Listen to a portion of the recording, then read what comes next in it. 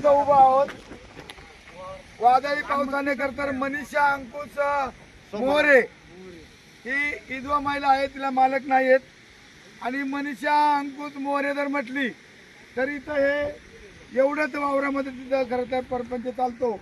आणि आपण या मीडियाच्या माध्यमातून बघू शकतो का टोटल वरता पूर आल्याच्या नंतर हे रोप तिथं संपूर्ण दाखवून गेले.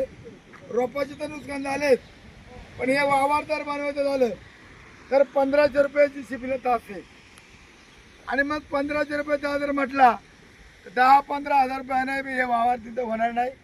अशा प्रकारची परिस्थिती या ठिकाणी या गावचे सरपंच, उपसरपंच, ग्रामस्थ मंडळी आहेत.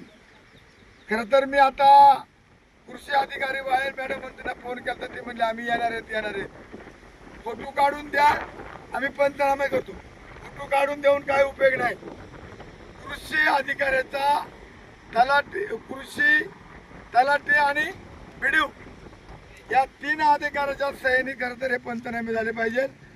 कलेक्टरकडे मी निवेदन दिले, त्याच्यामध्ये असं सांगितलंय कलेक्टरने यांना का टेपने तुम्ही मोजमाप करा.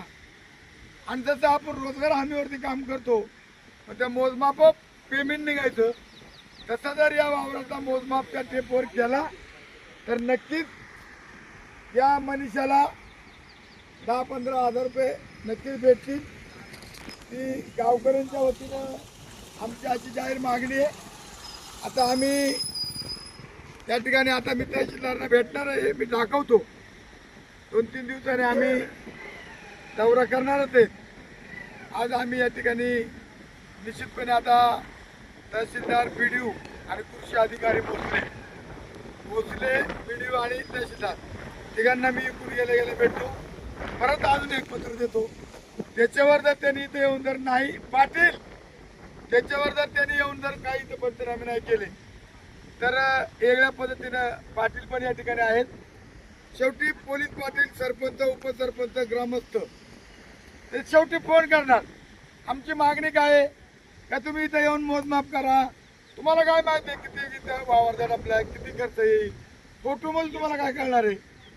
तर आमची रितसर मागणी आहे तहसीलदार, कृषी अधिकारी आणि बीडीओ यांनी जागेवर जाऊन पंचनामे करावेत.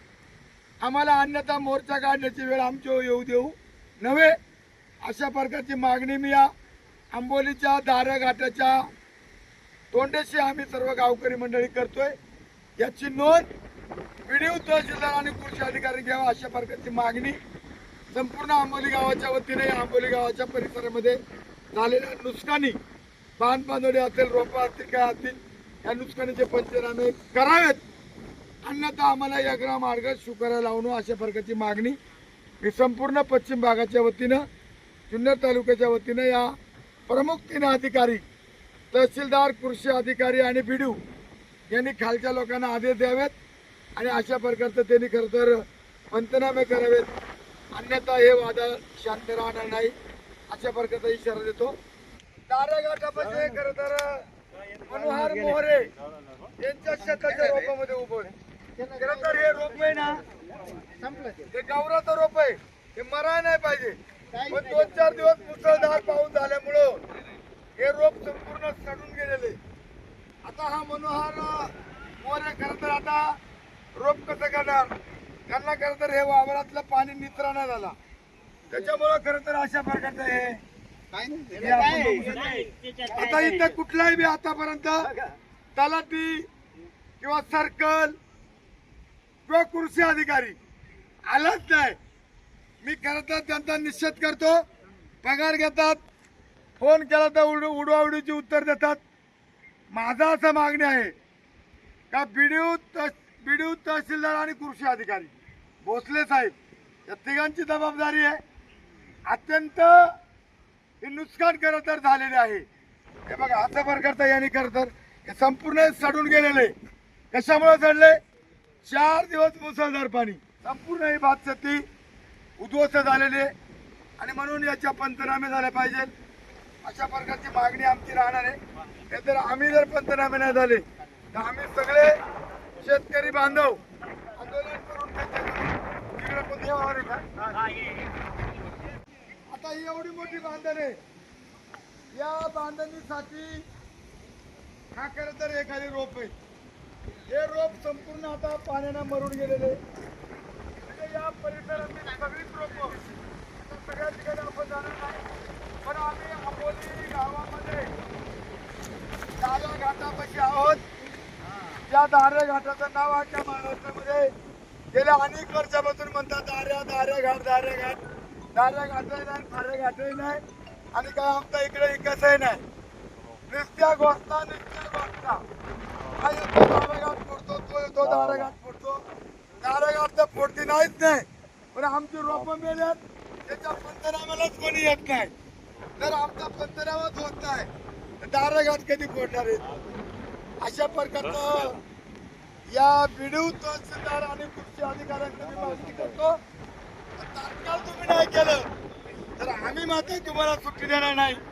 अशा प्रकारचा माझा डायरेक्ट हा विचारा. समजा मी मीडियाच्या माध्यमातून जाहीरपणे बोलतोय.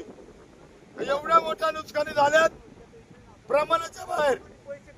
या ठिकाणी त्यांनी इथं मोजमाप घेतलं पाहिजे. शेतकऱ्याला काय सांगतात कृषीचे अधिकारी, फोटो काढून आणा. अरे फोटो काढून आणा मूर्खानो, फोटो काढून जिल्ह्याला आणा. 200 रुपये गाडी खर्च करा, फोटोचे पैसे द्या. फोटो काढलं का ते नुकसान देणार. अरे तुम्ही कधी शेती केले का? तुम्हाला माहिती आहे का भात खाली पुण्याला लागत का? ही सगळं चुकीचं आहे. या ठिकाणी साहेब जे काय आमच्या शेतकऱ्यांच्या समस्या आहेत, आज तुम्ही प्रत्यक्ष या ठिकाणी पाहिलं का एक एक वावर उचलायला लागतात. कुठे गेले तरी आमच्या ते वावर ते उपसा आणि ही रोपं जी गेली यांना काय परत ती रोप नाही, पेरायचा ठिकाणा नाही. इथं सोयाबीन जो एखादा बागायतदार ते नाही येतात, ते वावर मोठं कुठेतरी बागायत करायचा. एका पिकावर हे शेतकरी आदिवासी फक्त एकच पीक आहे 4 महिन्याचा, आणि त्या पिकच जर राहिलं नाही, त्याला लागवडीला रोपच नाही, तर तो शेतकरी काय लावणार आहे? आता काय पेरायचं आम्ही याच्यावर? म्हणून आमचा तातडीनं पंचनामा व्हावा आणि या ठिकाणी ह्या रोपांची भरपाई. आणि आज पडीत म्हणून ह्या नात्यानं ह्या शेतकऱ्यांचं 4 महिन्याचा वैभव कसा होईल? कारण आम्हाला काही भाग करता येणार नाही, न गहू पेरता येणार, न हरभरा पेरता येणार. पावसाळ्याचा ठिकाण हा एक महाबळेश्वरचा ठिकाण आहे काय, आणि घाटाच्या अंगच्या असल्यामुळे आम्ही संपूर्ण हा गाव आणि शेतकरी आत वंचित राहिल्यासारखं झालेलं आहे. तुम्ही आज अडचणीत आला अख्खा गावच अडचणीत आहे. रोपच नाही ते लावणार काय साहेब? वर्षातून हा जीवन उद्र प्रश्न असतो. भात पिकणार तर माणसाला जगू शकत नाही, जगू शकत नाही. आणि यात त्या पडितावर आम्ही काय करणार आहे? त्या पावसामध्ये सामरा असंच वेगळे साम्राचं माप नाही, काही रोप नाही, पुणे विभागाला सुद्धा मी या मीडियाच्या माध्यमातून सूचना करतोय की आंबोली सोडा आणि ग्रामीण भागामध्ये सामरा सुद्धा या ठिकाणी मोठ्या प्रमाणात शेतीचे नुकसान करते. कुठल्याही प्रकारचा वन विभागाकडून त्याचे नुकसान भरपाई होत नाही. आणि इकडं या पावसामुळे झालेला हा फारे रोप ठेचून काढले, याची नुकसान पण होत नाही. वर हिरडीची झाडं डोंगरावरती जवळजवळ एकाची 15-15 झाडं खाली आलेले आहेत. वर डोंगराच्या कडेला अशा बॅगा पडलेल्या आहेत. ह्या ज्या आपल्या पेसा अंतर्गत जे आपल्या संरक्षण भिंत वाल कंपाऊंड गेल्या वर्षी काही ठिकाणी बांधले गेले. अरे संरक्षण भिंत एकीकडं, गाव एकीकडं, नुकसान आणि नुकसान एकीकडं, आणि पैसे भलतीकडेच. गेल्या वर्षी संरक्षण भिंतीला 40 कोटी रुपये खर्च केले. 1 रुपयाचा फायदा त्या समाजाला किंवा शेतकऱ्याला झाला नाही. अशा प्रकारचा हा गलथन कारभार आहे. या गलथन कारभाराचा ताबडतोब आम्हाला पंचनामे केले नाही तर आम्ही या जुन्नर तहसीलदार कचेरीवरती गाढवाचा मोर्चा काढल्याशिवाय राहणार नाही. कारण गाढवाचा मोर्चा काढलो तरी अधिकाऱ्यांना कळेल का हा गाढवाचा मोर्चा काढायला काढलाय. म्हणून मी त्यांना विचारतो. धन्यवाद. काय म्हणता? बोला ना. अधिकाऱ्यांचा म्हणणं काय आहे? का आंबोली गावचं ते काय जीवट्या का आला तर तो फोटो तो अर्ज घेतला जातोय काय? ते आम्हाला एकतर किती मोठे तुम्ही जीवटक माहिती तुम्ही येऊन जीवटक करा, फोटो काढा, आपण करून देऊ. ते महत्वाचं आहे, ते सांगा साहेब.